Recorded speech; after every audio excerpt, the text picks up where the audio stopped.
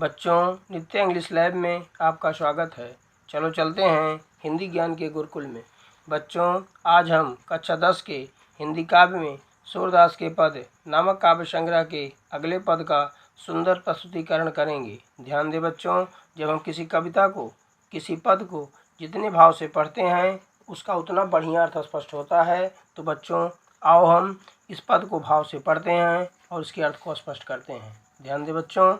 ऊधो जाहूँ तुमहि हम जाने, ऊधो जाहूँ तुमहि हम जाने, श्याम तुमहि हाँ कौनहि पठयो, तुम हो बीच भुलाने, ब्रज नारिन सौ जोग कहत हूँ, बात कहत न लजाने, बड़े लोग ना विवेक तुम्हारे, ऐसे भय अयाने, हम सो कही लई हम सही कहे, जिय गुण ले हूँ सयाने, कहाँ बुला कहाँ दशा दिगंबर, मस्त करो पहचाने, साच कहो तुम कोई अपनी सव, बूझती बात निदाने, सूर श्याम जब तुम ही पठायो, तब नहीं कौन मुस्काने। आओ बच्चों, सबसे पहले हम कुछ क्लिष्ट शब्दों के अर्थ को जान लेते हैं। जैसे पठयो, पठयो मतलब होता है भेजना, भुलाने मतलब होता है भटकना, जोग मतलब होता है योग, और लजाने मतलब होता है लज्जा महसूस करना या शर्म महसूस करना, विवेक मतलब होता है ज्ञान, और अयाने मतलब होता है अज्ञानता, और दिगंबर मतलब होता है वस्त्रहीन दशा, मस्ट करो मतलब होता है चुप रहना, निदान मतलब होता है, निदाने मतलब होता है अंत में। इस प्रकार से हम कुछ क्लिष्ट शब्दों के अर्थ को हमने जान लिया। इसके बाद आओ हम सबसे पहले इसके हम प्रसंग को हम जानते हैं। प्रस्तुत पद्यांश में यहाँ पर योग साधना का उपदेश देने के लिए आए हुए उद्धव से गोपियाँ कहती हैं हे उद्धव जाहु तुम्हें हम जाने, करें हे उद्धव जाओ हम तुम्हें भली प्रकार से जान लिया है, श्याम तुम्हें यहाँ को नहीं पठयो, करें कि भगवान श्री कृष्ण ने तुमको यहाँ नहीं भेजा है, तुम हो बीच भुलाने। कह रहा है कि तुम तो बीच में कहीं रास्ता भटक करके यहाँ चले आए हो। कह रहे हैं कि ब्रज नारिन सौ जोग कहत हो, कह रहे हैं तुम ब्रज की स्त्रियों से योग की बात करते हो, बात कहत न लजाने, ऐसी बात करते हुए तुम्हें लज्जा का अनुभव नहीं हो रहा है। बड़े लोग न विवेक तुम्हारे, ऐसे भय याने, यद्यपि तुम बहुत बड़े आदमी हो किंतु तुम्हें बिल्कुल भी ज्ञान नहीं है, वास्तव में तुम बहुत अज्ञानी व्यक्ति हो, तुम कुछ भी नहीं जानते हो।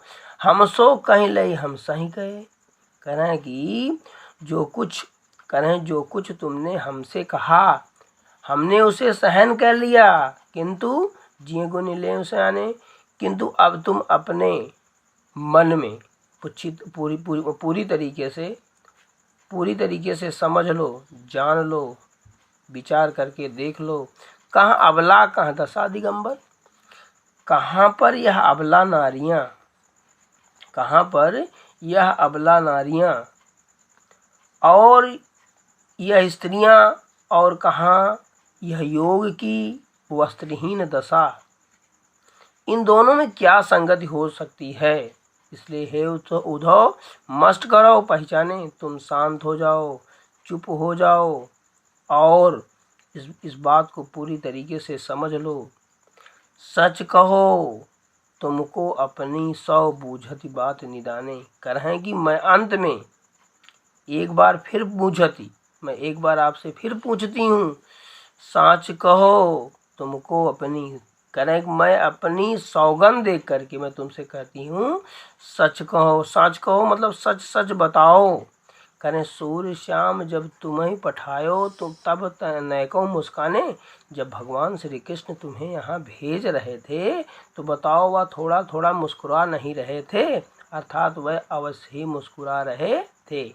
इस प्रकार से यहाँ पर इसका भावार्थ पूरा हुआ। हम इसका काव्य सौंदर्य देख लेते हैं। प्रस्तुत पद में श्री कृष्ण के वियोग से व्याकुल गोपियों की आक्रोश का सजीव वर्णन किया गया है। नंबर 2 विशेषता करें कि यहाँ पर गोपियों की तर्कशीलता तथा व्यंग की शैली पाठक के मन को पूरी तरीके से झकझोर देती है, आकर्षित कर देती है। और तीसरी विशेषता, इसमें साहित्यिक ब्रज भाषा का प्रयोग किया गया है। अलंकारों में अनुप्रास, लोकोक्ति अलंकारों की छटा दर्शनीय है और रस में वियोग श्रृंगार है। इस प्रकार से कह रहे हैं कि यह पद का काव्य सौंदर्य भी पूरा हुआ।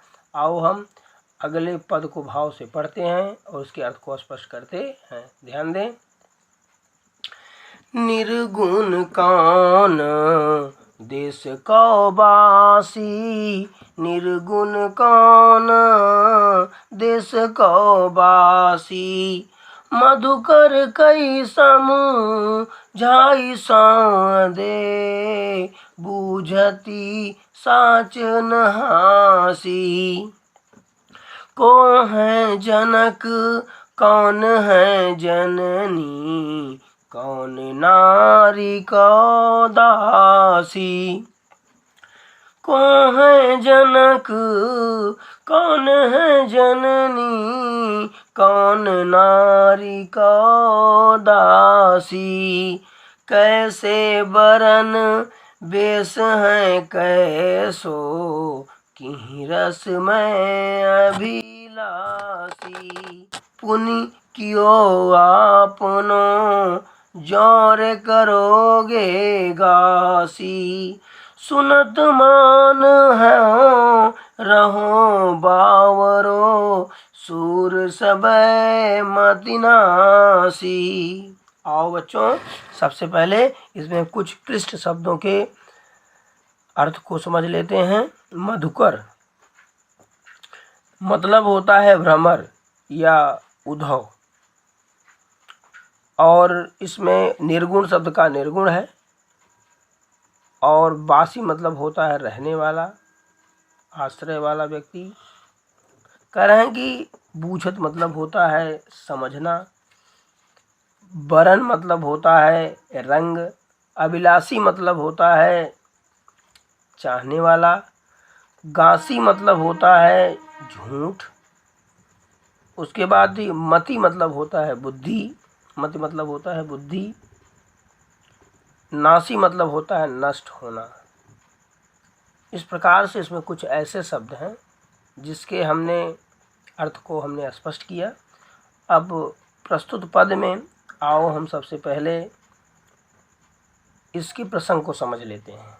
प्रस्तुत पद्यांश में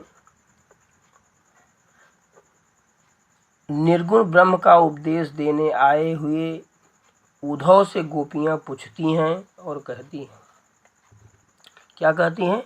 निर्गुण कौन देश को वासी। कह रहे हैं हे उद्धव, कह रहे हैं निर्गुण कौन देश को वासी। कह रहे हैं हे उद्धव, तुम जिस निर्गुण ब्रह्म की बात कर रहे हो कौन देश को वासी। कह रहे हैं कि वह किस देश का निवासी है, अर्थात वह किस स्थान पर रहता है। कह रहा है मधुकर कई समझाए सौदे, बूझत साच न हासी। कह रहा है कि कह रहे हैं कि सौदे, कह रहे हैं कि हम आपको सौगंध देकर पूछ रही हूँ, साच न हंसी। कह रहे हैं कि सच कह रही हूँ, हंसी मजाक नहीं कर रही हूँ। कह रहे हैं कि हे मधुकर, हे उद्धव कहीं समझाए। कह रहे हैं कि आप मुझे ठीक ठीक समझा दो, आप मुझे ठीक ठीक समझा दो।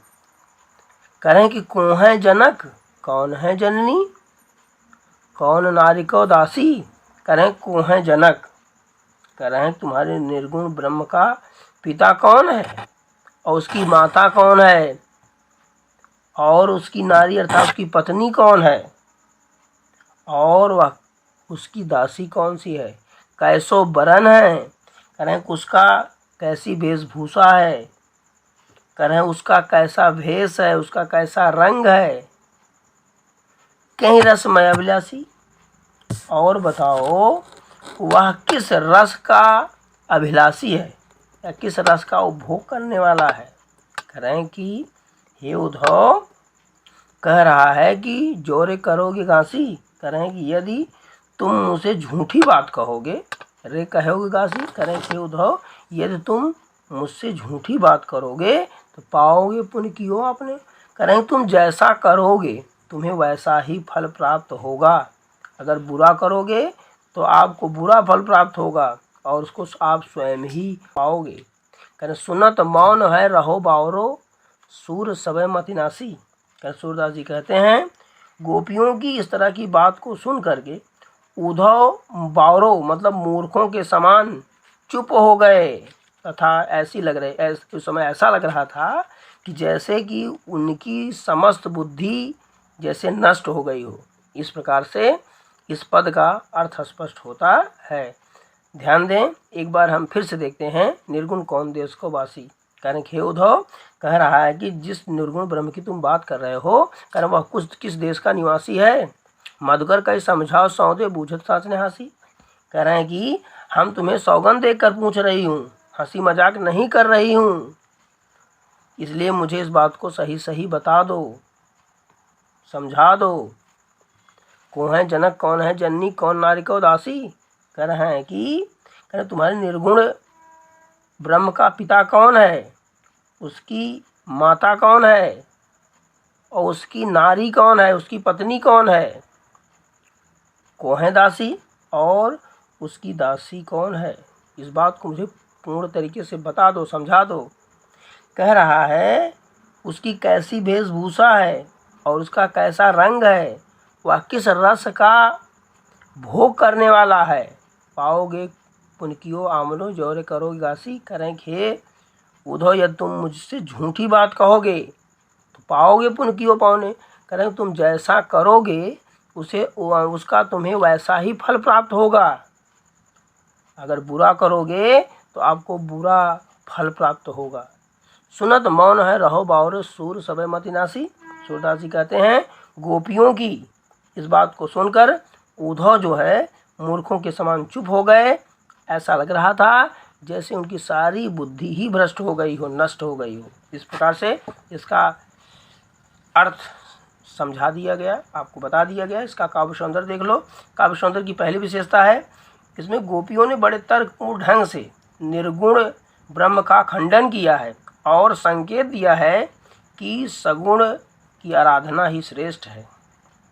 और इसमें साहित्यिक ब्रज भाषा का प्रयोग किया गया है और अलंकारों में अनुप्रास अलंकार, वक्रोक्ति अलंकार का प्रयोग किया गया है और इसमें रस जो है वियोग श्रृंगार है। इस प्रकार से इस पद का काव्य सौंदर्य और इसके अर्थ को भली प्रकार से अच्छे तरीके से समझा दिया गया है।